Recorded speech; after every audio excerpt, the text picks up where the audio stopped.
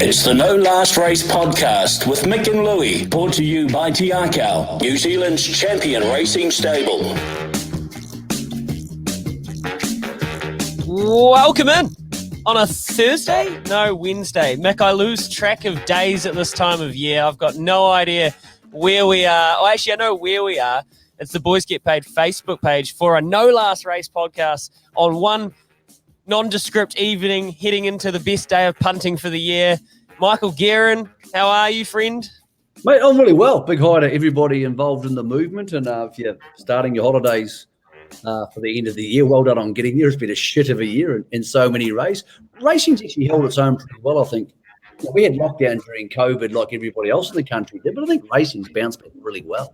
I think a lot of people can be proud of what they've achieved, and we might as well go out and celebrate it, whether that's at Ellerslie, Wingatui, Awapuni, or, of course, you got Cambridge on Thursday night, and Westport have a really good meeting. So I think racing's really relevant at this time of year, and even more so in Auckland, because the tennis is called off. And people might go the shit about the tennis, but some people probably don't.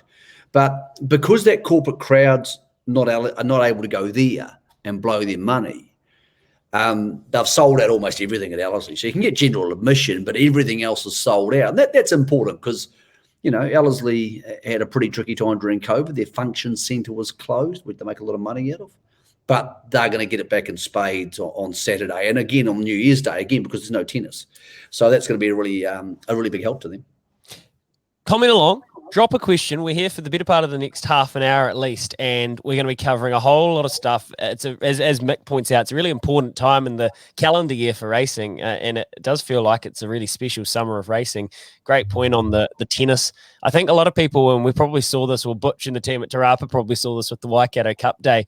I think there was some very keen, enthusiastic drinkers and partiers going on. Everyone's been cooped up this year, including the Boys Get Paid crew. We're probably hanging on for Karaka Million for our massive blowout, but don't let that fool you that come Boxing Day, there's not going to be a whole lot of us prancing around in our Boys Get Paid socks, our supporters, members' socks, and if anyone snapped any more of them up, and just making absolute dicks of ourselves responsibly enough. But as you pointed out, the punting, it's really good, and there's a whole lot to kind of get into. So we're going to talk about that. We're going to preview the Group 1 Zabeel. It's a ripping race. It looks good. The fields across the day look good. I feel like there's a real sense of kind of excitement, as there should be. We'll do the hell of a race. We'll go our Tiakau treasures, and I've been in touch with Jamie, and I've got a couple of talking points to get to. But first, Mick, we seem to talk about it quite often. Let's do it again. The jockey ranks and the senior jockey ranks. It's been a weird old time this whole year, much like COVID's been a bit bizarre for the jockeys. And this week we've seen Chris Johnson declare himself as the greatest, winningest jockey of all time, and Matt Cameron, a fan favourite of Boys Get Paid, saying he's going to take a spell. So what can you tell us about that?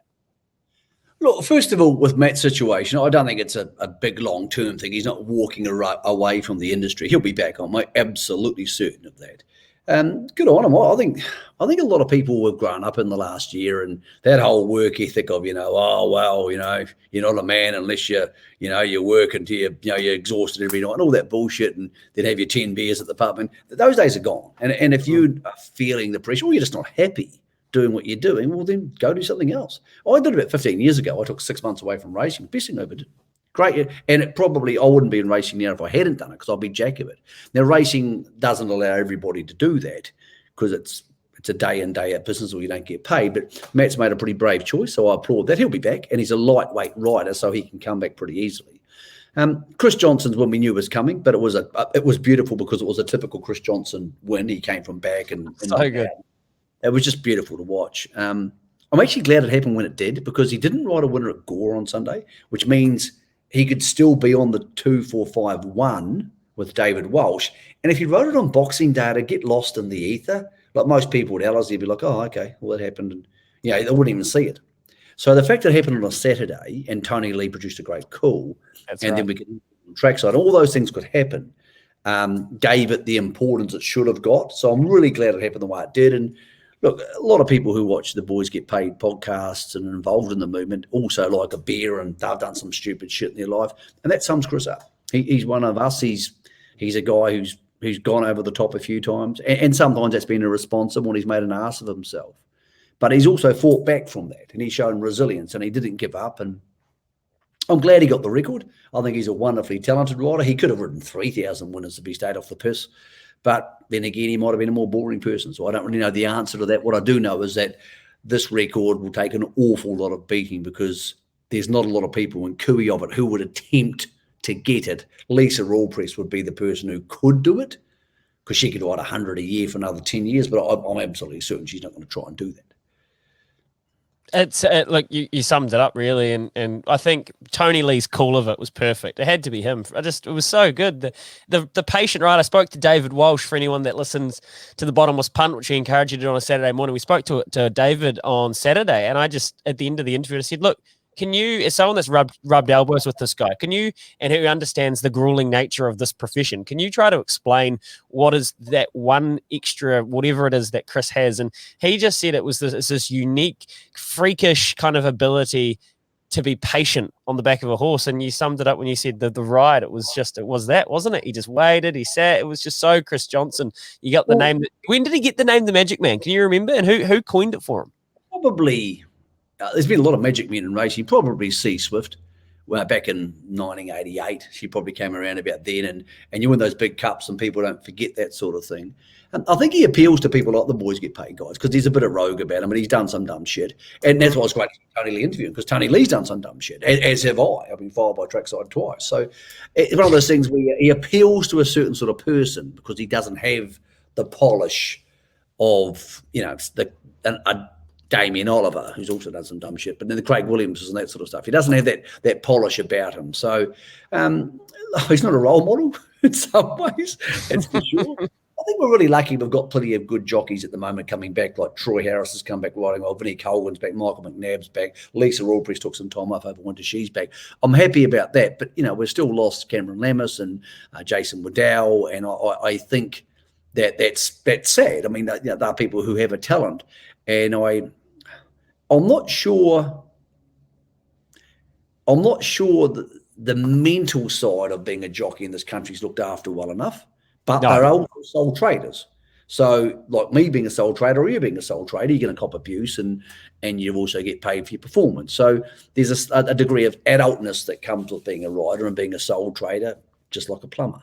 But I do think that it's important that we look after that side. And sometimes that's just a buddy system. Sometimes you need good people around you. So I'm hoping some of those people come back, and then the ranks would be nice and strong.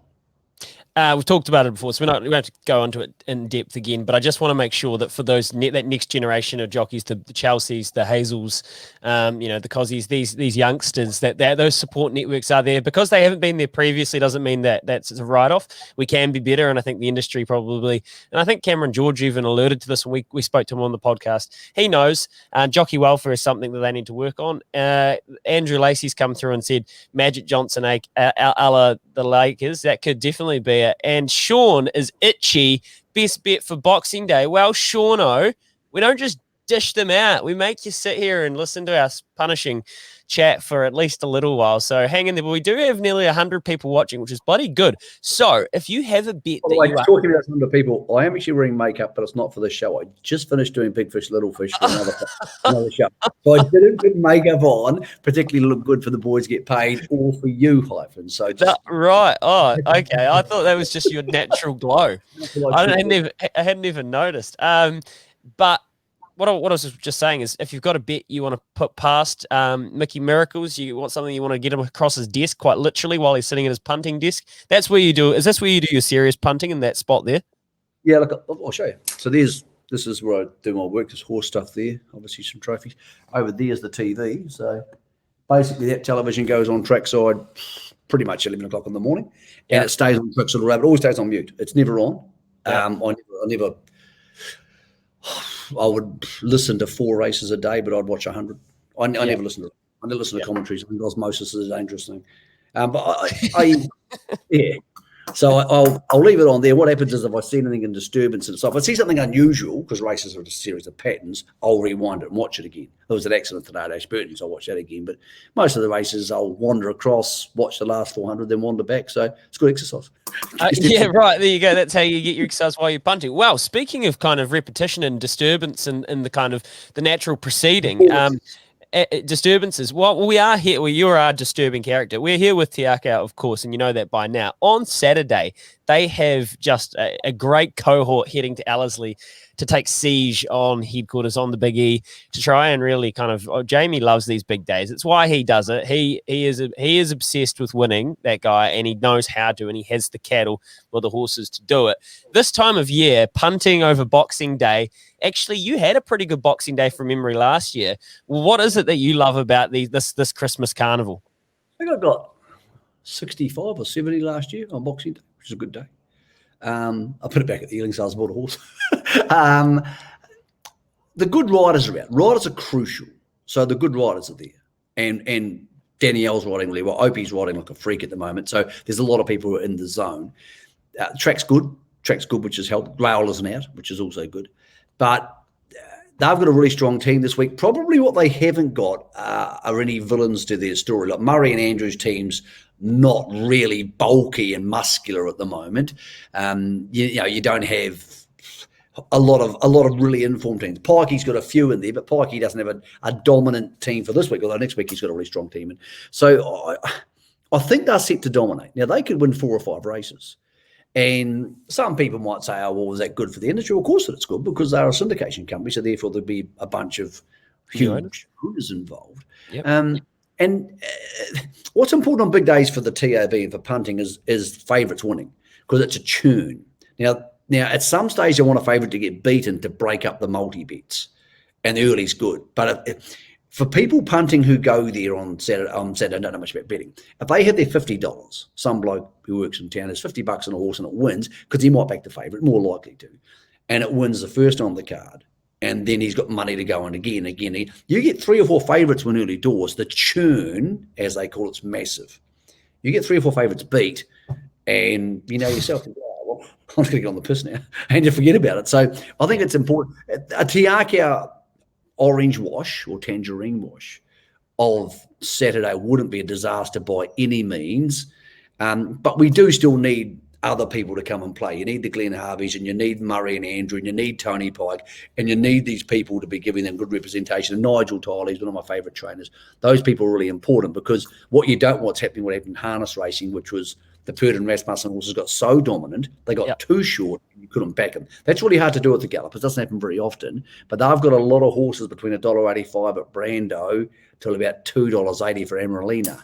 They've got about 5 horses in that range. So people will attack those, and if they keep winning, the ones at the back end of the day will shorten dramatically because the multis will just smash them. You summed it up perfectly, and I think you're right.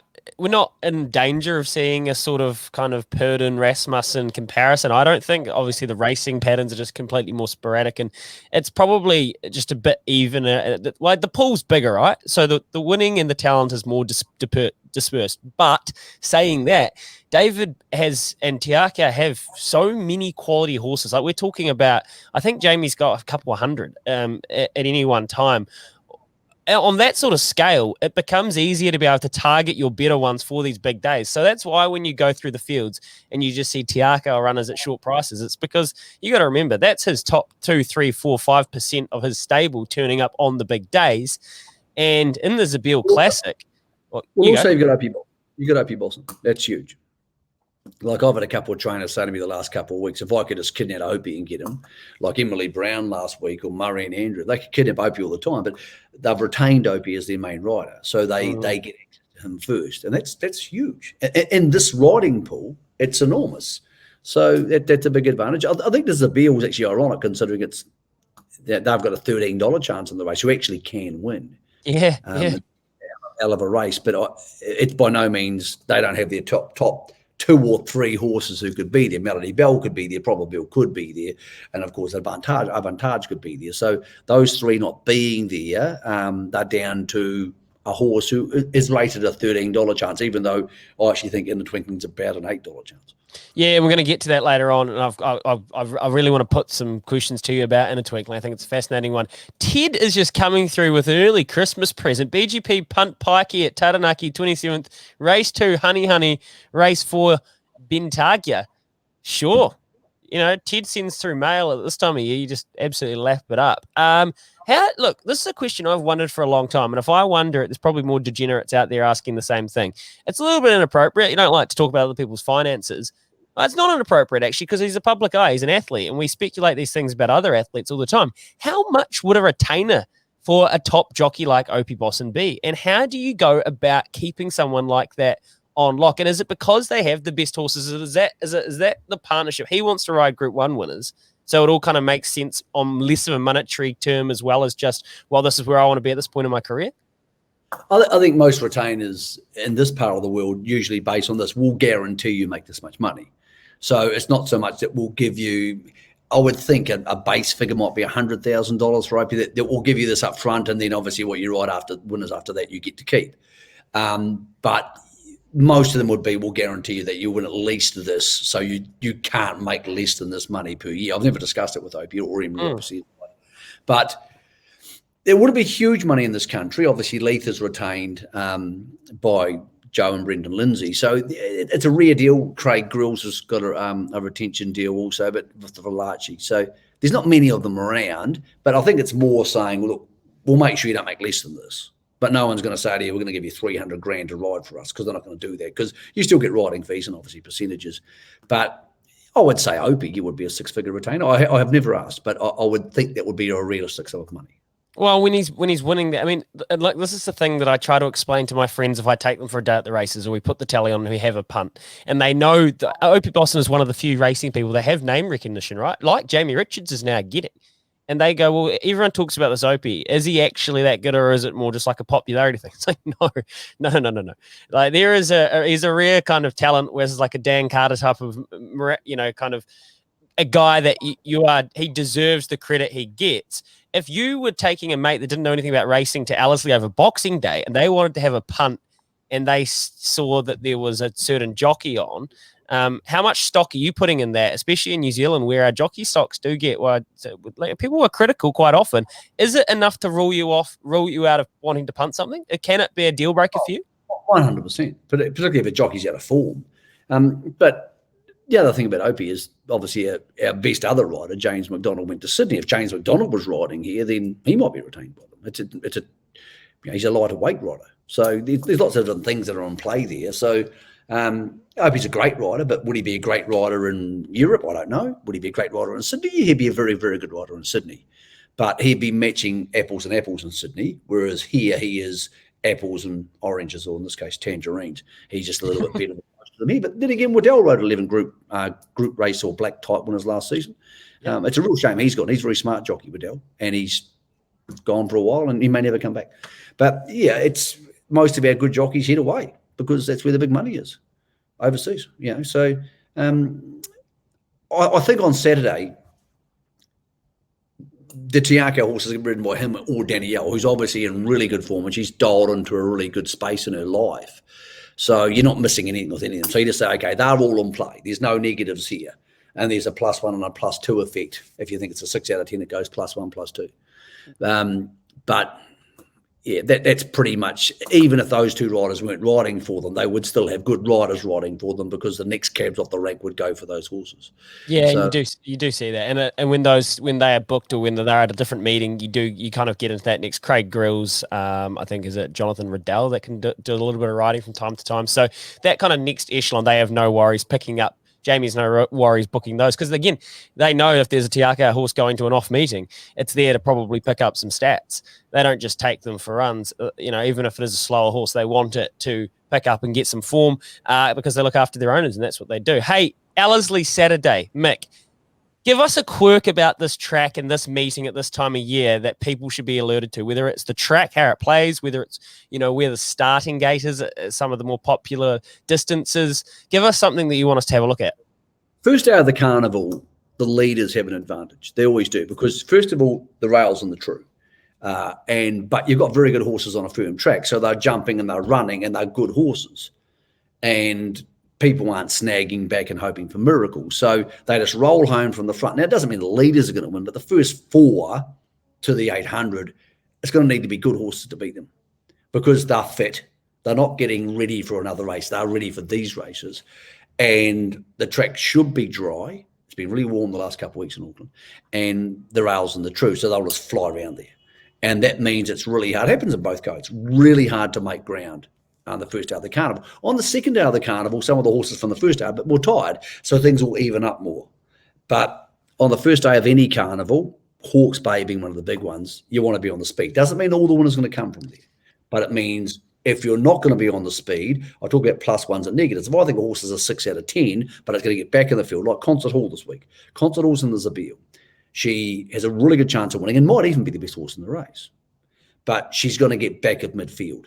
So she goes from being a 6 or a 7 out of 10 winning chance to a -1. Now she keeps her ranking because Vinny's a good jockey. So and you can maybe even add a +1 for Vinny in his best, but she loses a spot for race position. And that's how you think about them. Whereas you look at some of the other horses during the day and you go, Entre Via, a horse like, a horse like Brando, for example, could be back in midfield. So he might rank as an 8 out of 10, but he loses a spot. He loses a point. He gets down to a 7 out of 10. And then you say to yourself, how much is it going to matter in a small field? Often in small fields, they go slower. But what I'm going to be doing is if I really like a horse and I think it's going to be back in midfield, I just won't back it. I'm happy to be wrong and have it come down the outside and win, but more often than not, really good horses go to this meeting, storm down the outside, and people go, what happened there? What happened there? Well, you beat the race very well. Do you have wiggle room to have your opinion changed after a couple of races early on? Not on the first day of the carnival. First day of the carnival, they just don't come stomping down the outside. The reason, it's not because the track's unfair, it's because the horses are fit. It's just like, that's why when they have the 400 metres at the Olympics, it's staggered. If everybody's of equal ability, the horses on the inside have a gigantic advantage because they're going over less ground. It's just that simple. And not much could make me change my opinion on that unless I got there and one of the jockeys said to me after the first, geez, it's cutting up on the inside. But there's no reason to think that would be the case. They have a very good track record in Jason Fulford.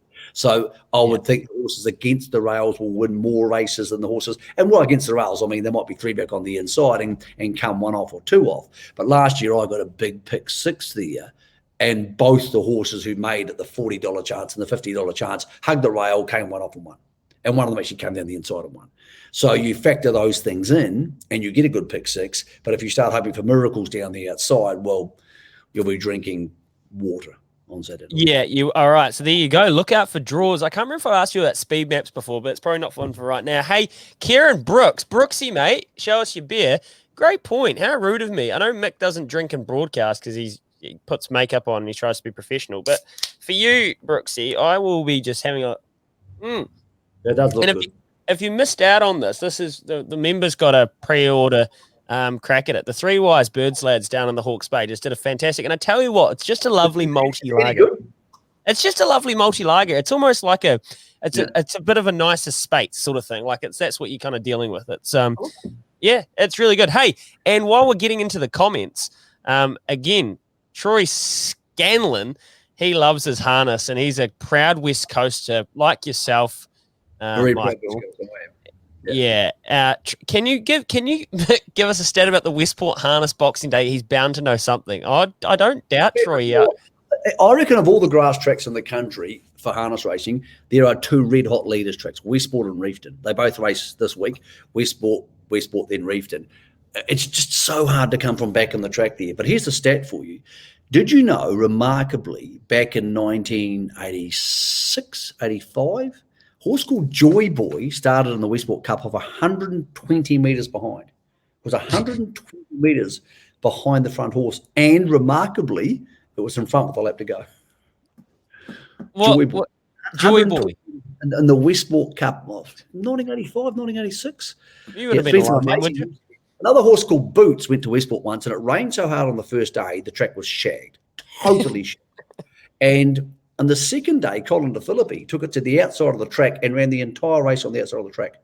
And I thought, well, he's out of his mind. And it won by about 50 metres because the track was so shagged. And then the rest of the meeting, all the horses went to the outside of the track. Not just the straight, they went around the entire race meeting on the outside of the track.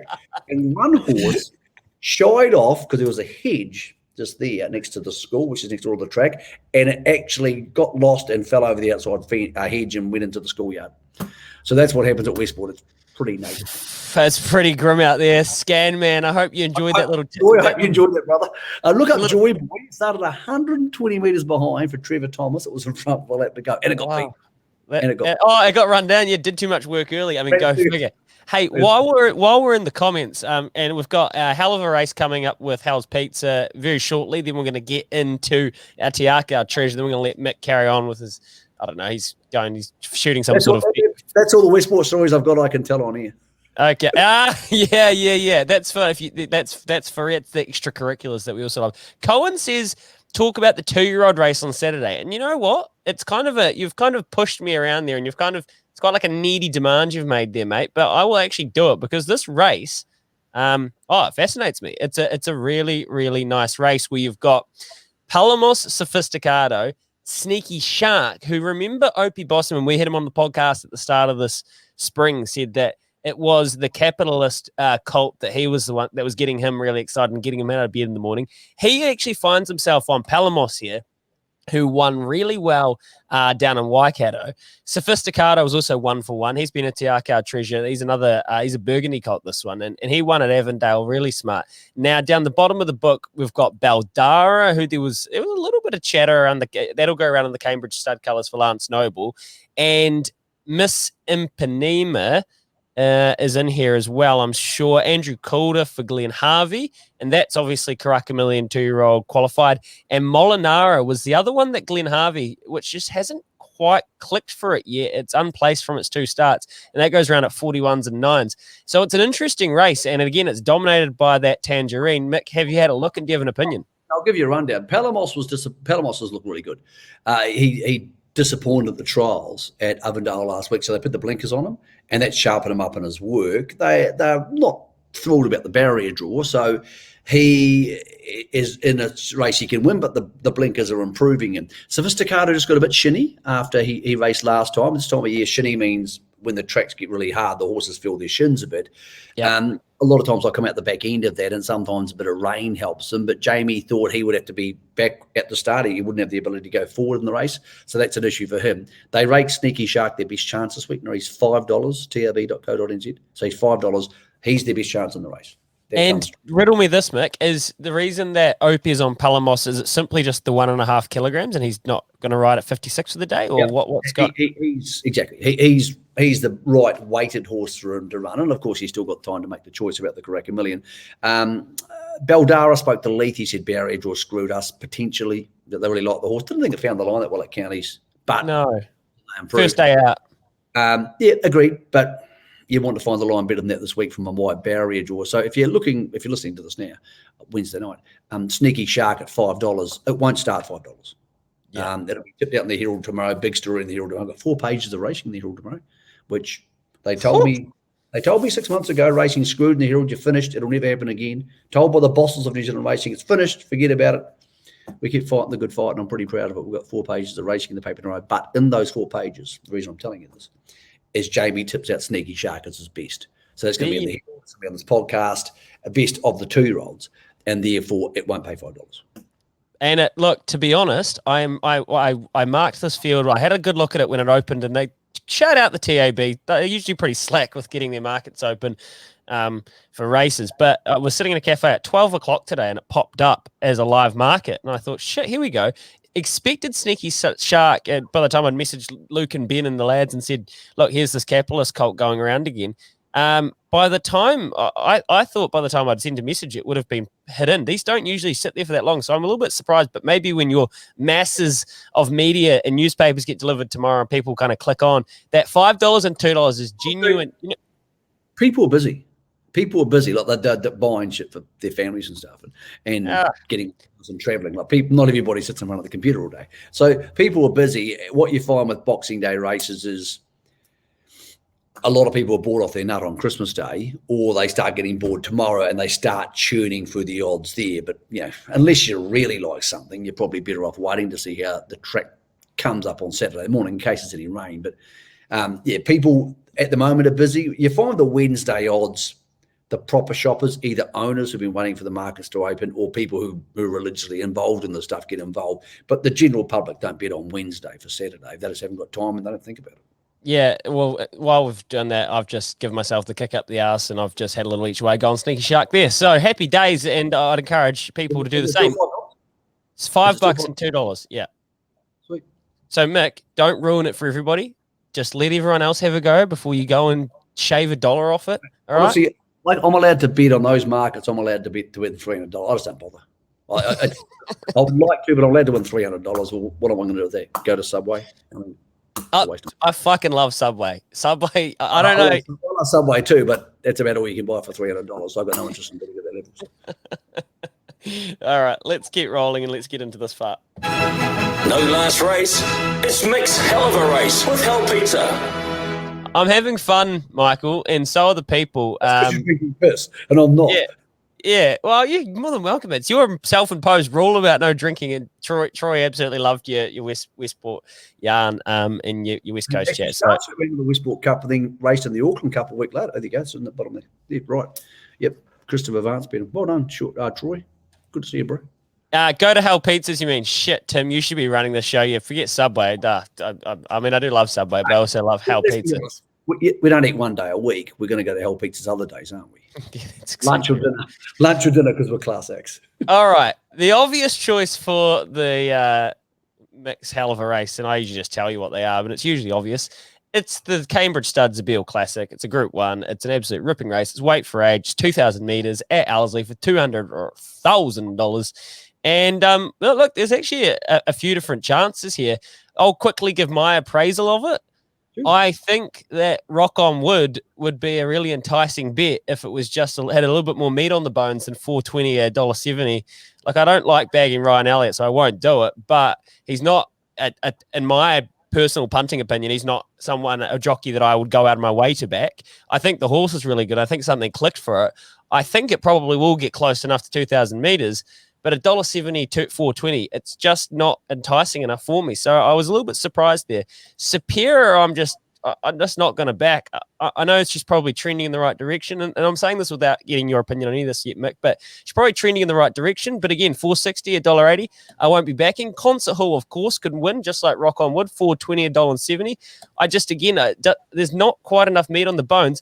I actually think I probably wouldn't have a bet in this race, but if I will, and I'm going to have a bet, obviously. I will end up getting to Saturday and having a bet because I'm not like you. I'm not disciplined. I will probably be backing Vadavar or In a Twinkling to Place. That would probably be my bets. I tell you why I love this race. There's something for everybody. There really is. Now, most races I look at, there's only 3 horses that can win. I'm not talking about the Melbourne Cup because obviously a shitload of horses come in the Melbourne Cup. But most races, there's 3 or 4 chances, and that's about it. And everything else is just you're hoping. But you can make a really strong case for all the horses you mentioned and Fiscal Fantasy.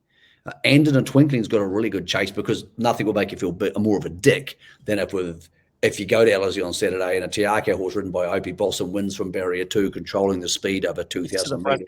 Yeah. All the horses on the speed usually tend to win these races because the weight for age races at Ellerslie are dominated by on-speed horses usually. Mm-hmm. And how's it $13?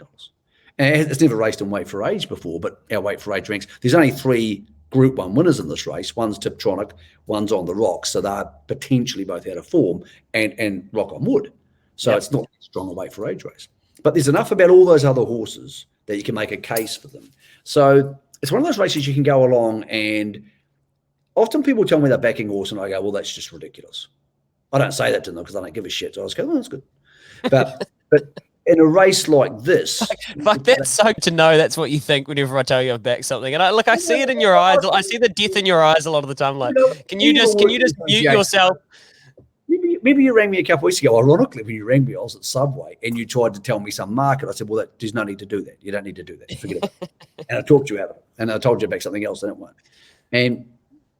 But this is a race where if someone said to me, I'm backing this, I go, well, that makes perfect sense. There's enough things in this race that any one of 8 or 10 horses could win, and you go, yeah, that's cool. I'm totally fiscal fantasy wins. I'm totally cool with the $14. I'm totally cool with on a twinkling win. Vadavar wins. I'll be over the moon for Lauren Brennan. It makes total sense to me. He won just as much as it makes sense to me that Tiptronic won because he won the Herbie Dyke against a similar type of field and beat Rock on Wood. So I think it's a great race. I think it's a proper horse race with lots of moving parts. It could totally change if someone takes off. If Tiptronic wants to be in the same place as in a twinkling, and then someone else goes, well, screw you, on the rocks, I'm going forward, then the whole race is a different kettle of fish than if 2 horses sit outside each other, go just even time, and then kick from the 600. Because if they do that, Concert Hall's in a world of pain. And maybe Rock on Wood's in a world of pain. But if they go hard, everybody's in play. I think it's a really good, fair, wait for age race. And I'm glad Avantage isn't there because she'd be really short. And I'm glad Melody Bell's not there or Probably because they'd be really short. I think it's a proper race, and I think it's going to mean someone to win this Group 1. If I had a top pick in the race, depends. Rock on Wood's top pick. So top percentage chance of winning is probably about a 30% chance of winning. So $4.60 is okay. $4.20 is okay. I'm not going to jump up down the packet. But in the twinkling's actually got a really good chance because Opie might sit outside the leader. He might actually lead, not get attacked because he doesn't often get attacked in front, and start rolling from the 800. He's only a rating 95 or something, but the top of here is only a rating 103, so he's not missing that much by the weight for age scale. So, yeah, literally back what you want because it's a proper race and you'll get a proper divvy for proper horses. We don't like to do this, or I don't like to do this, and we don't do it too often, but I'm going to. Right now, as a rare occasion, you'll find me mixing our sponsored content. This is Hell of a Race with Hell Pizza. This show is brought to you by Tiakau Racing. Tiakau's Treasures is where Jamie gives us something a little bit off the beaten path that we might not have obviously seen, and he tells us that it's worth a chance. I asked him this week, and he actually came back straight away with Intrivia, and that opened at $1.55 in race 4. And I text him, and his reply was a 4-letter word. He was kind of like, "Oh, I mean, I know the horse is good, but wow, all right." And then he said, "No issue at all backing in a twinkling each way in the Zabeel Classic," and I can see it. And I guess the Counties Cup win, because he's a bit of an enigma, this horse. He hasn't been the easiest to train. He's done a bit of jumps work with him, I think. He took him over some logs to keep him focused. Apparently he's worked beautifully this week. That Counties Cup win, when Opie just got to the kind of, not to the front, but just set off the pace. I think it was Just Amazed that led that day and just dictated. Opie got into that rhythm where he is the best. He's the jockey that the other jockeys watch, to see when they're going to go. You can see it. His timing is impeccable, and he just pushed the button at the right time. As you pointed out, there's no reason he can't just get to the front, roll along here, and we're going to sit there and look at ourselves like, oh, yeah, well, makes sense, doesn't it? Saying that, I really have got a soft spot for Vadavar. I thought Vadavar's run in the Livermore over this distance against a better field was awesome. It effectively came second that day.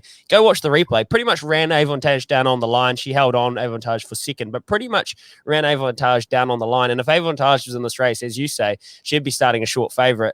I think Vadavar loves the distance. I think he runs well at Ellerslie. He's had bad luck in his runs so far. The last time he won was at Tarapa. He came from last on the bend, where we don't see horses win from, and he navigated. It was a great ride by Matt Cameron that day. If he gets a good ride and a good trip in transit, I'll have no issue backing him for a place. But I agree, it's wide open. It's like a punter's nightmare and a punter's dream at the same time, isn't it, Mick? He's a good horse, Vadavar, but he's a very strange horse. He doesn't like being out in the open. He likes to be in getting boxed around. It actually motivates him, oddly, Lauren Brennan was telling me. So he likes the rough and tumble, and wait for age races at Ellerslie can produce a lot of rough and tumble because the brakes can go on and off. I've got no idea what's going to happen, but I know I'm going to be happy with the result because there's a lot of people here who want their Group 1s. Sir Peter would love a Group 1 with Superior. She's in foal. Fiscal Fantasy doesn't have a Group 1. She's won similar races, the Jardin and the OMF here, the last 2 Melbourne Cup days. So those mares get a Group 1. It's a huge deal for them. Lauren Brennan getting a Group 1 would be a huge deal. So I'll be happy to watch it, not bet, and be happy to be talking to someone after the race who deserves it. Yep, I agree. It's going to be a fascinating one to watch. Jeff Calder's come through. Surely Tiakau's best today is race 1. Ellerslie Star of Bombay will be hard to beat. I would think so. You don't know why Jamie hasn't. He's just. I'm not sure why he hasn't given that a Siaka Treasure. It's a good horse. The thing is, though, Jeff, if you look at the fields across the day, and Mick, I don't want you to do that thing where you just look like death in your eyes. I did have a bet on Vamos Baby. I know it's short, but carrying the 53, you can find a bunch of these ones that are under $3, Armelina, and if you can talk yourself into it, happy days. Go have a bet. She's massively out of the handicap, but she's here because she's an I'm Invincible, and she gets black type. She's worth a fortune. And they're breeders, so I think she can win, but she's short enough for what she is. I mean, horses that far out of the handicap don't often win this grade of race, but it's not like she's racing the best 10 sprinters in the country. The top 10 sprinters in the country aren't in the race, but yeah, she's my top pick, absolutely. It won't need a lot to go wrong for her.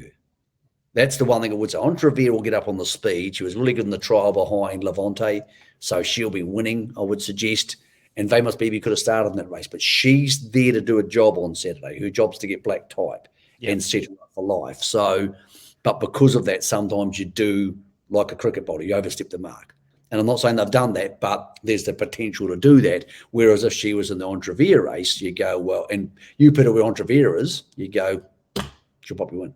And it's a good race, the Hallmark Stud Handicap. It is, it's an open handicap. Hallmark Stud people are really good people. They're Mark Baker and Vicky Baker. I agree. He is Mark. He's a funny bastard. He'll probably be watching this. I like him. I think that hard case. I hope he's not. I don't like him that much. I don't want to watch him the show. Oh, right. Yeah, sure. But he is actually a good digger. They're good people to buy from. So. Yeah. Okay, excellent. Well, look, you can take your pick. You can pump whatever you want on Saturday. There's so much going around. Great question. Just before we move on, what's Mick hearing about? I want to Kufu. Question from Chris. Chris, I think Kufu's a proper horse. I think the American Pharaohs are proper horses. Kufu's good. I just think Pikey's having a few issues getting him where he wants him to be. Really worked really well last Friday morning. Then obviously trialled super this week. I think the synthetic track's helping him. I'm just not sure if he's just getting I'm not sure whether he'll cop many runs on a hard track. I think he's way under for the Karaka Million, but I also wouldn't be surprised if he came out and won the Karaka Million. So he's a proper horse. And I think the American Pharaohs are going to be proper horses, but you pay big money for them, so you'd want them to be. So I can't back him for the Karaka Million because you don't need to. He's 650 now. He's going to need to probably win a race to get in there. Well, if he's going to be starting $2 in that race and he needs to win it to get into the Karaka Million, then back him in that race because even if he wins it, he's not going to be $3.20 for the Karaka Million, so you can back him there. So don't back him in the Karaka Million. Back him to win the first race because if he doesn't win the first race, he's not in the second race. Yep. Were you going with something there before that? Was there anything else you wanted to get across? Just with Saturday, look, they'll be the dominant team for the day. But one of the other really good races is Super Strike in that Stella $80,000 1,500-meter race. Really good series. Thrilled to see it. I think they found a really nice place for this, the Auckland Racing Club. I think it's an interesting race because he's a good horse, but he's got 60 up against Mai Tai, Edit. A lot of depth to this race. So, I think that's one of the things the Auckland Racing Club's done really well. They do lots of things well, but they've done that really well, getting that race into that spot that fills a pretty nice gap. Oh, I agree. The field could have even been better. I think Arriva Dirtchi's come out. I remember looking at the entry list. It could have been there too. Yeah, that's right. But obviously, Super Strike, there's been bully around this horse. We've all heard it. There's also bully around Alan Sharrock, first starter in race 1 at Awapuni. Now, just go and have a look. Do with that what you will, but there's been some whispers. It's a Darcy's Bell, or I can't remember off the top of my head. Big L's team's just flying. And he's good for the game because he's a rough diamond and you need people like great horseman, but also he's no bullshit about him. So he's good for racing down there. And at the moment, it's cult following stuff. His strike rate's in the 4s. It's wicked. Yeah, it is cult following stuff because all his horses are winning well. Look, so Cinerama, I wanted to back, and I did back and fell out of the gates again. But I think that horse has got a lot of potential. Our Hail Mary, that qualified for the Stella Artois. They haven't brought it up. So not sure what maybe she gets too far back, and those horses that get too far back and those sort of fields are in a world of pain. And obviously he's got Tabby Mac, and Tabby Mac's a proper little horse. He's a really good fun horse, along with Elephant. The other sort of cult following horses we need at the moment with Tiaka Shark being retired this week. Someone's asked for race 6. Well, Brando play that song. This is the 3-year-old race. Very dangerous race. Be very careful in that race. Wow. That is extremely ambiguous. Well, Brando's trying to do something he's never done before, which is go to Ellerslie and win a race over 1,400 metres. Play that song, gets the blinkers on, so she might improve 2 lengths or 6 lengths. Yeah. But it's also a lead-up race. Lead-up races are incredibly dangerous things.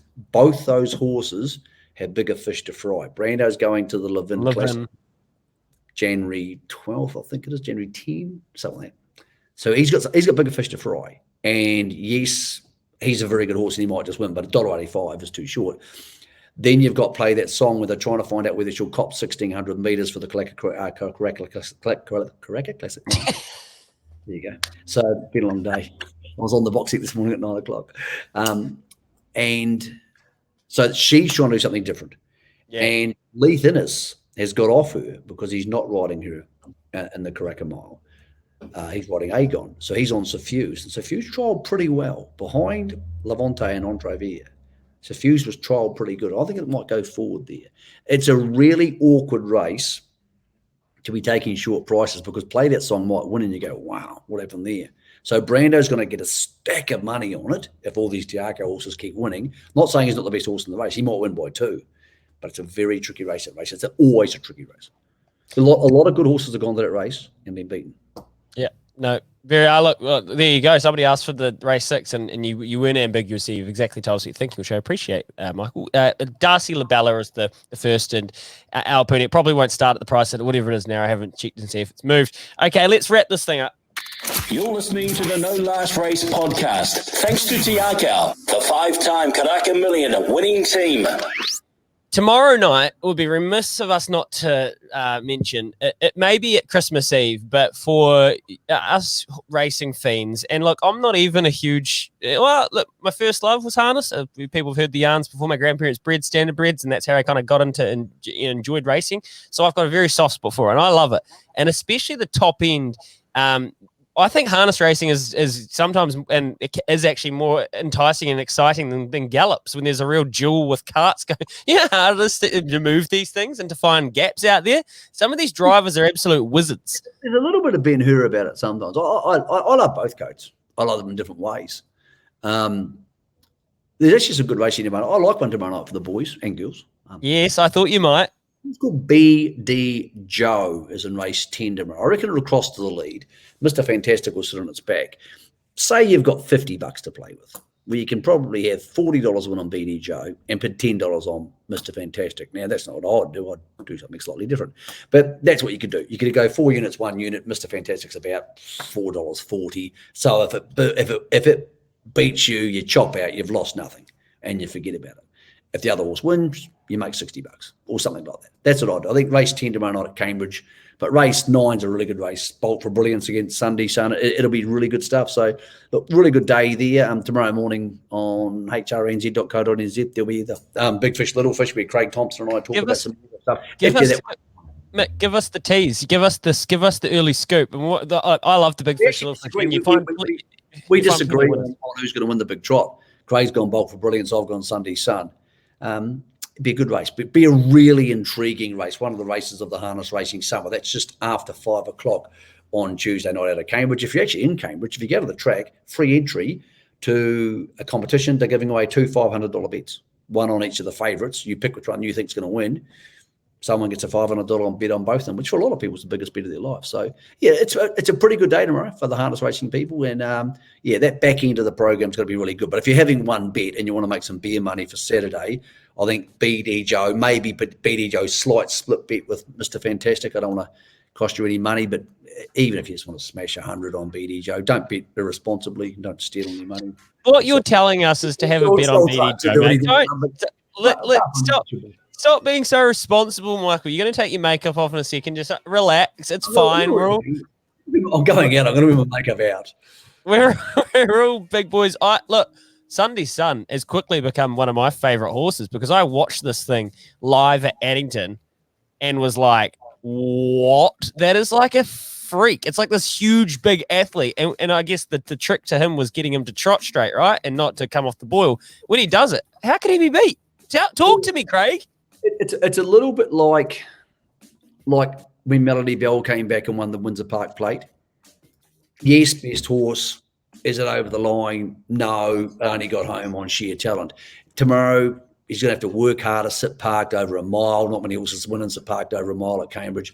Good horse in front of him. Might have to go national record with Bolt for Brilliance on his back. So it makes sense. You can make a case for or against it, and that's going to be a good race to run and watch. But the race after, I'm a little bit horned up about. The guy called Steve Telfer trains harness horses. He'll win 3 or 4 races there tomorrow. So if you are watching TV and you're like, look, I want to get involved here, catch all the information on hrez.co.nz. But look, I appreciate everybody's watched during our little sojourns over the last little bit, mate. Hope everybody's a good Christmas. And, yeah, we'll see you at Ellerslie on Saturday, mate, because it's going to be a hell of a day. We will, Mick. We'll be doing our bottomless punt live from the track. Mark Clayton and myself. Next week, we'll be back again. I'm going to force you to do another one of these for New Year's Day. The racing just keeps getting better. No last race with Boys Get Paid and Tiakau Racing. Michael Guerin, Louis Herman-Watt. I absolutely love this stuff. See you for a pint and a bet. See you, brother. How good is it? I'll see you Sunday, brother.